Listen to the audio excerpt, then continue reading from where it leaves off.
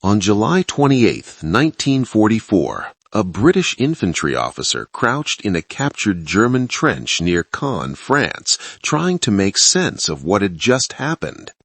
His company had fought hard to take this position.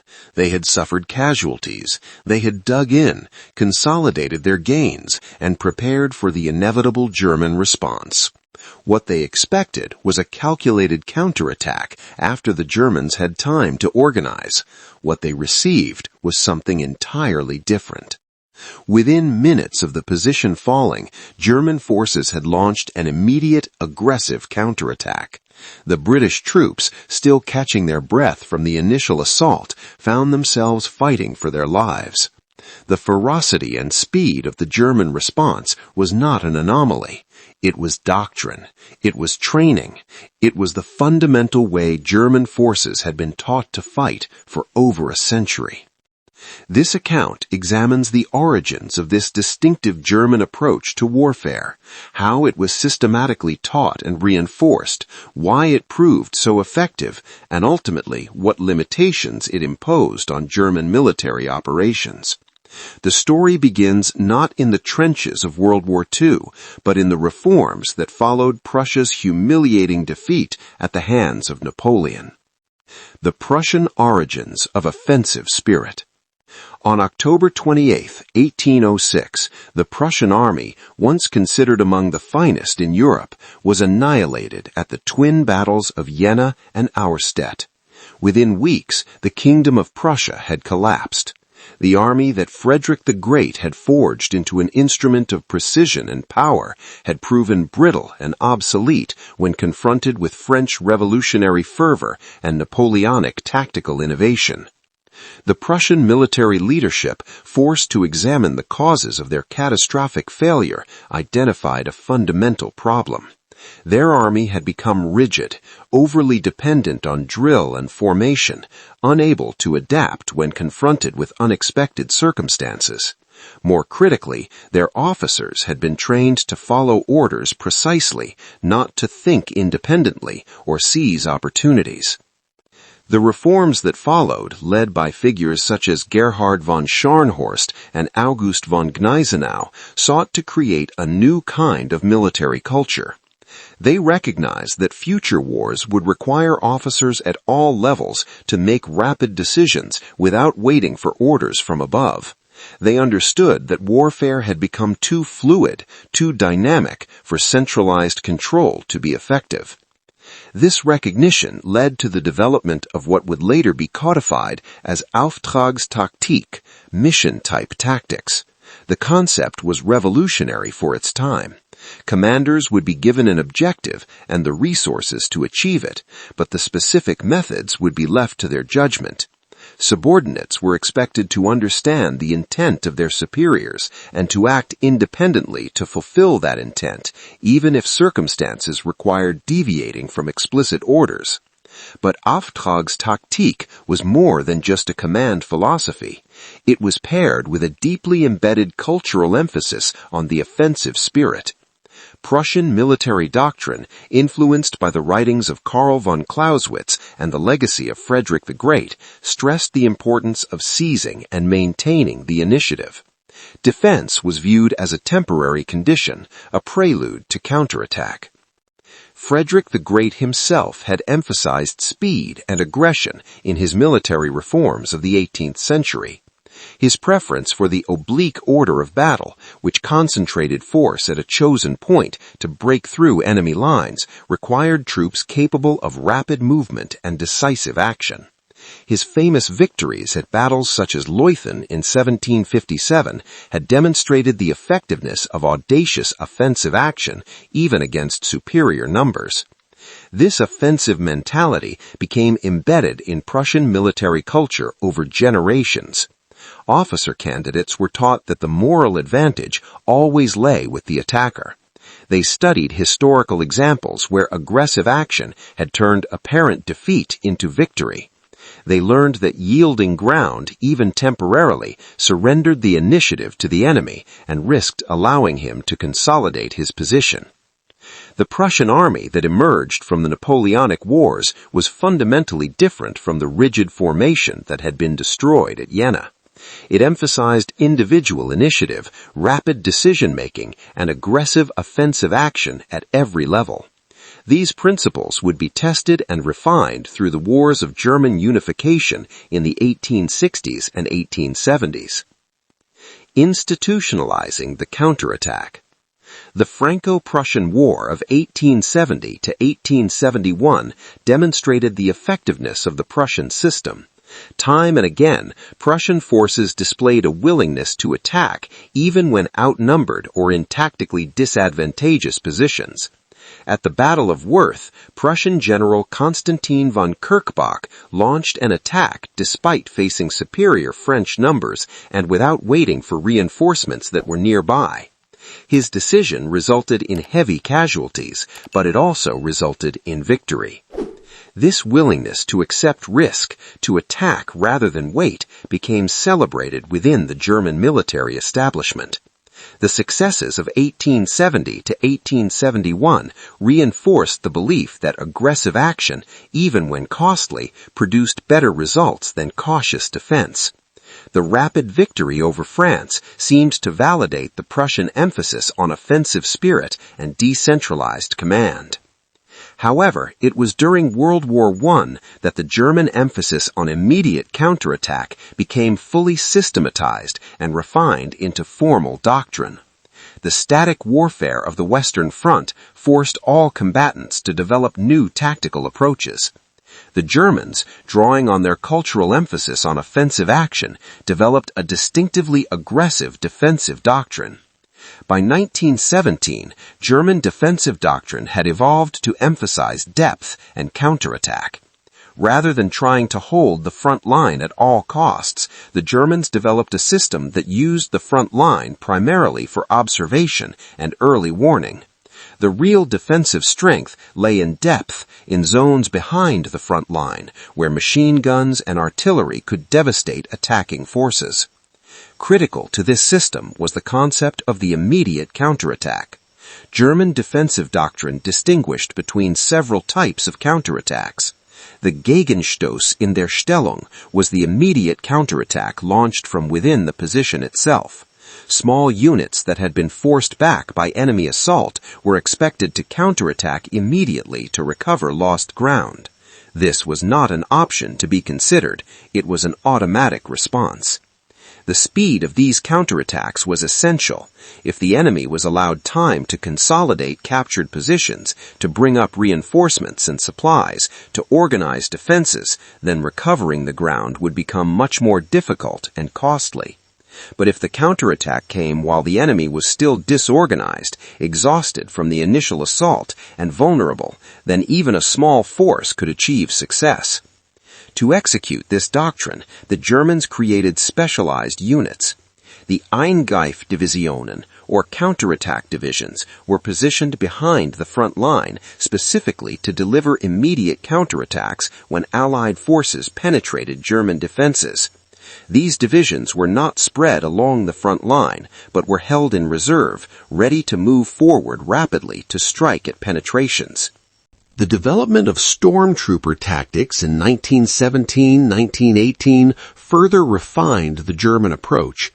Stormtroopers were specially trained assault units designed to break through enemy lines using infiltration tactics. But the training they received emphasized not just offensive action, but also the immediate counterattack. Stormtrooper units learned to respond instantly to any threat, to attack rather than defend, to maintain momentum at all costs. The German Manual for Assault Battalions, published in 1916, formalized these tactics. Training emphasized immediate action, rapid decision-making, and aggressive response to any enemy action. New recruits were drilled in counterattack procedures until they became instinctive. The goal was to create soldiers and officers who would respond to enemy pressure with offensive action automatically, without needing to wait for orders or to carefully assess the situation. This training worked.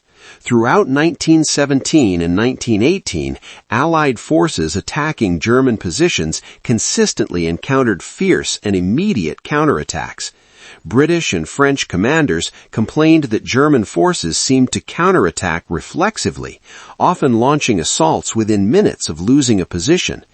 The speed and aggression of these counterattacks made it extremely difficult for Allied forces to consolidate gains.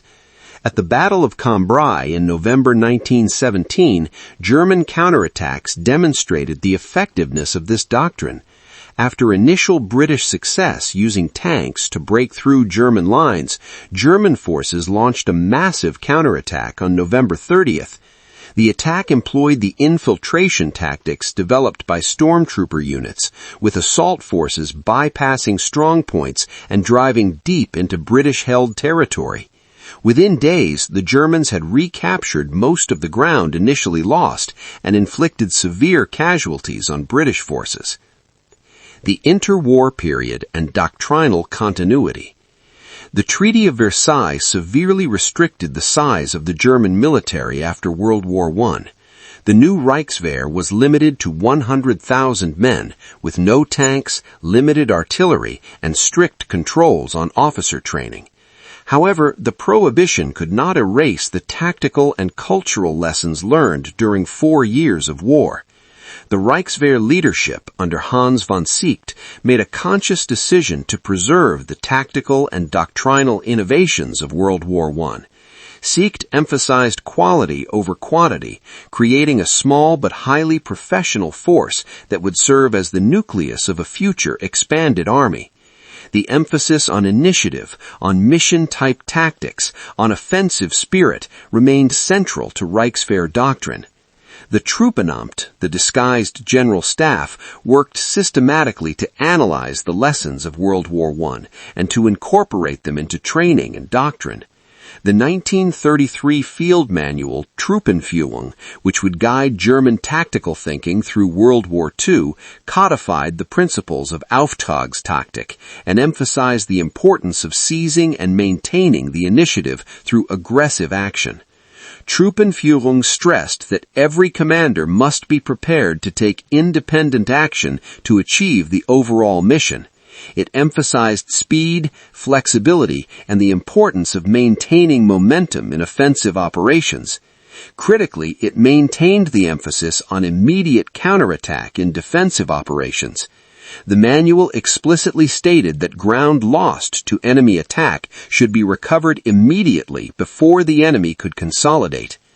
The interwar German military also systematically studied the tactical innovations of other armies. They examined French defensive doctrine, British combined arms tactics, and Soviet deep operations theory, but they filtered these lessons through their own cultural emphasis on offensive action and decentralized command. The result was a synthesis that maintained the aggressive, initiative-focused approach that had characterized Prussian and German military thinking for over a century. Officer training in the Reichswehr emphasized these principles at every level. The German approach was distinctive in that it trained every commander to function effectively at 2 levels above his current position. A platoon leader was expected to be capable of commanding a battalion if necessary. A company commander was trained to think at the regimental level. This approach ensured that if senior commanders were killed or communications were disrupted, subordinates could step up and continue operations effectively. War games and exercises consistently emphasized rapid decision-making and aggressive action. Officers were praised for seizing opportunities, even if their actions technically violated orders. The ability to assess a situation quickly and to act decisively was valued more highly than careful deliberation. In practice sessions, delays were criticized more harshly than mistakes made while taking decisive action. This training philosophy had profound implications for how German forces would fight when war came again in 1939. The officers and non-commissioned officers who would lead German forces in World War II had been systematically trained in a tactical culture that emphasized speed, aggression, and immediate counterattack. These were not merely tactics to be employed when convenient. They were reflexive responses ingrained through years of training. World War II. Doctrine in practice. When Germany invaded Poland in September 1939, the world witnessed the effectiveness of German tactical doctrine. The speed and coordination of German operations shocked observers. The combination of armored forces, mechanized infantry, and air power operating in concert demonstrated a new level of operational tempo. But what impressed German opponents more than the initial offensive was the German response to setbacks. When Polish forces managed to counterattack or hold key positions, German forces responded with immediate and aggressive countermeasures. Rather than consolidating gains and awaiting orders, German commanders at all levels acted independently to restore momentum. This pattern repeated itself in France in 1940, when Allied forces managed to check German advances or threaten German flanks. The German response was not to pull back and reassess, but to attack immediately. The speed and aggression of these responses kept Allied forces constantly off balance, never allowing them time to organize effective resistance. The German invasion of the Soviet Union in June 1941 demonstrated both the strengths and emerging limitations of German tactical doctrine. In the opening months of Operation Barbarossa, German forces achieved stunning successes. Soviet forces were encircled and destroyed in massive battles of annihilation. German operational tempo seemed unstoppable. However, Soviet forces also began to experience the German emphasis on immediate counterattack in a new context. When Soviet forces managed to penetrate German lines or threaten German positions, they encountered fierce and immediate counterattacks, even when German forces were outnumbered or exhausted. This German response complicated Soviet offensive planning and imposed additional casualties. A Soviet staff officer captured in 1941 later described his surprise at the German response to Soviet attacks. In the Red Army, he explained, when a position was lost, commanders would typically assess the situation, report to higher headquarters, and await orders before taking action. The Germans attacked immediately, often before the Soviet forces had even fully occupied the captured positions. The speed and ferocity of these counterattacks made it extremely difficult for Soviet forces to exploit initial successes. By 1942-1943, as the war on the Eastern Front became increasingly defensive for Germany, the emphasis on immediate counterattack became even more pronounced.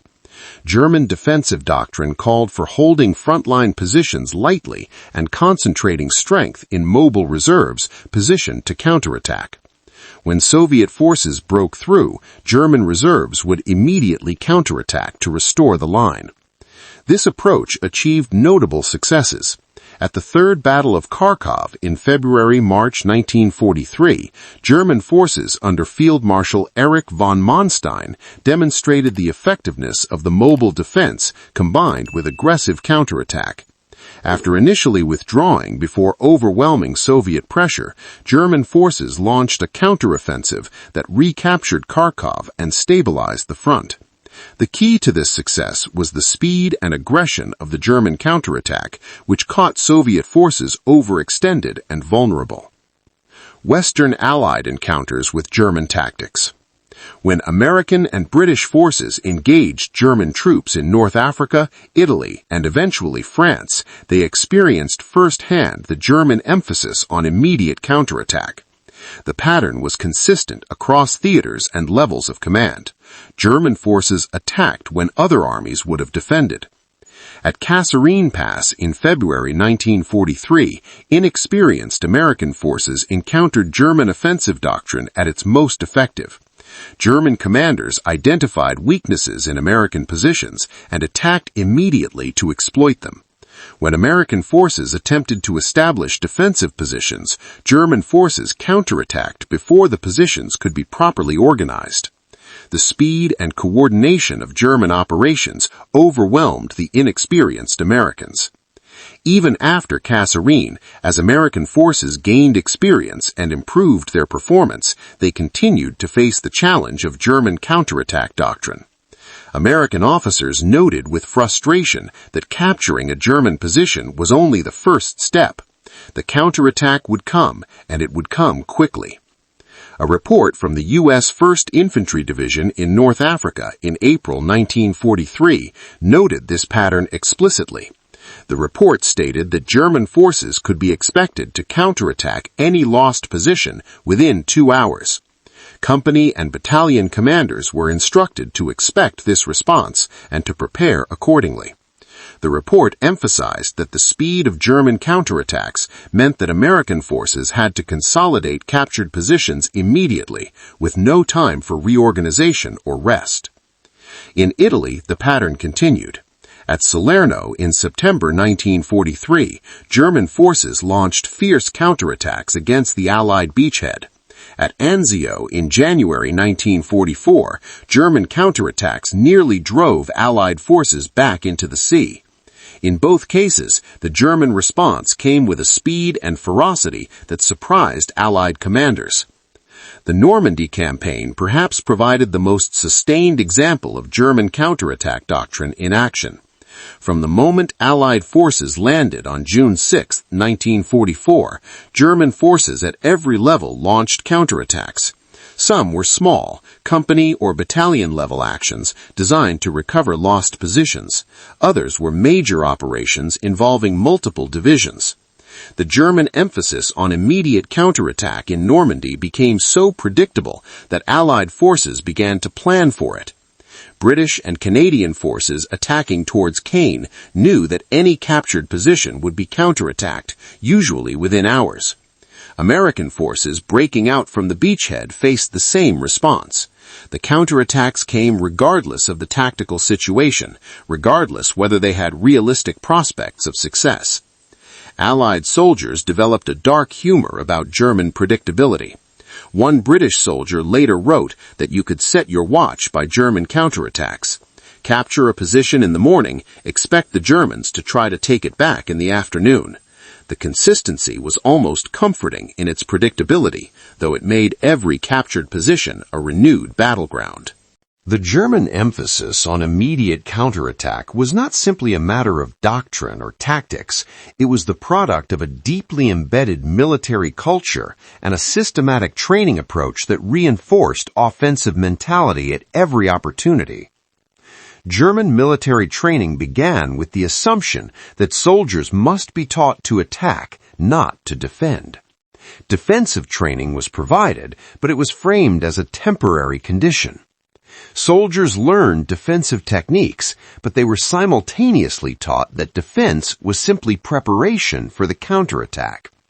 The purpose of defense was to blunt enemy attack and create conditions for the inevitable counteroffensive. This emphasis began in basic training and continued throughout a soldier's career. Recruits learned that losing ground was not simply a tactical setback, but a moral failure. They were taught that the proper response to enemy pressure was not to pull back, but to attack. Training exercises consistently reinforced these lessons. Non-commissioned officers, who formed the backbone of German small unit leadership, were particularly important in maintaining this culture. German NCOs were trained to take initiative, to make tactical decisions, and to lead immediate counterattacks when situations demanded. The German squad, typically built around a machine gun team, was trained to respond to enemy contact by immediately returning fire and maneuvering to counterattack. Officer training reinforced these principles at higher levels. German officers attended courses where they studied historical examples of successful counterattacks. They analyzed failures that resulted from passivity or delayed response. They participated in war games where aggressive action was rewarded and hesitation punished. The German War Academy, even during the restricted interwar period, maintained this emphasis. Students studied the campaigns of Frederick the Great, analyzing how offensive action at critical moments had turned apparent defeat into victory. They examined World War I battles, focusing on situations where immediate counterattacks had recovered lost ground or disrupted enemy operations. They learned that speed and aggression could compensate for numerical or material disadvantage. This training created a self-reinforcing culture. Officers who had been taught to value aggressive action promoted subordinates who displayed the same qualities. Soldiers who hesitated or showed excessive caution found their careers stalling. Those who took risks and attacked decisively, even when the outcome was uncertain, received recognition and advancement. The result was an army where the counterattack was not viewed as one tactical option among many. It was the default response to any enemy action. Losing ground triggered an almost automatic response to recover it immediately.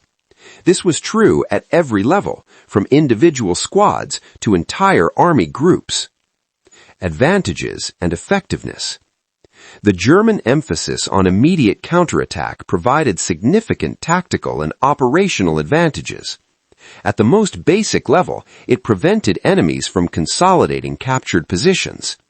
When Allied forces took a German position, they could not assume they would have time to organize defenses, bring up supplies, evacuate wounded, or integrate reinforcements. The German counterattack would come quickly, forcing Allied forces to fight again when they were most vulnerable. This created a multiplier effect on casualties. Allied units that had suffered losses taking a position often suffered additional casualties defending it against counterattack. The psychological impact was also significant. Allied soldiers knew that capturing a position was only the beginning of the battle. The exhausting prospect of fighting to take ground and then immediately fighting to keep it wore down morale and combat effectiveness. The speed of German counterattacks also disrupted enemy planning and coordination. Allied commanders found it difficult to exploit tactical successes because German counterattacks prevented them from moving on to subsequent objectives. A battalion that took an objective and expected to continue advancing would instead find itself fighting desperately to hold what it had just captured. At the operational level, the German emphasis on counterattack helped maintain initiative even in defensive situations. By attacking constantly, German forces kept their opponents reactive, focused on consolidating gains rather than exploiting opportunities. This was particularly valuable when German forces were outnumbered or in strategically disadvantageous positions. The German counterattack doctrine also demonstrated remarkable tactical flexibility. Because German officers at all levels were trained to act independently and to seize opportunities, counterattacks could be launched quickly without waiting for approval from higher headquarters. A company commander who saw an opportunity could organize an immediate counterattack using whatever forces were available. This decentralized approach allowed German forces to exploit tactical opportunities that more rigid command structures would have missed.